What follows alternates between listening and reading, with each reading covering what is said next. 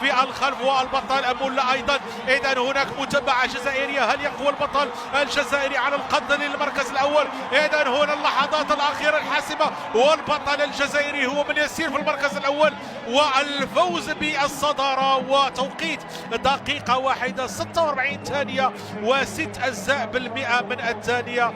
إذا هو البطل الملا يفوز بهذا السباق. إذا هذا النجم الجزائري الذي كان حاضرا في دورة الألعاب الأولمبية الماضية تمكن من الفوز أمام نخبة من أبرز الأبطال على مستوى العالم، وخصوصا مواطنو البطل السجاتي جمال الذي كان متوجا بالميدالية الفضية في بطولة العالم الماضية، والسجاتي احتل المركز الثالث. إذا فوز عربي، فوز جزائري في هذا السباق، سباق 800 متر أمام نخبة من الأبطال، خصوصا البطل كيساسي الكيني أيضا الذي كان قوي على مستوى 400 متر الأولى، ولكن اللحظات الأخيرة وال100 متر والسرعة النهائية كانت حاسمة بالنسبة للبطل الملا الذي فاز عن جدارة واستحقاق وتمكن من تسجيل اسمه كأول الفائزين على مستوى جولات الدوري الماسي.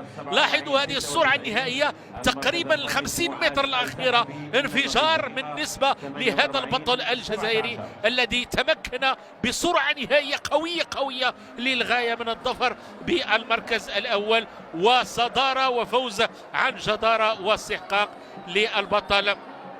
للبطل سليمان الملا من الجزائر. إذا أول الانتصارات العربية، ونتمنى أن تتواصل الانتصارات. هناك مشاركة عربية أيضا حاضرة في مسابقات مقبلة بإذن الله، خصوصا مع بطلنا الأسطورة العالمي الأولمبي الكبير معتز عيسى برشم في الوتر العالي بعد لحظات بإذن الله.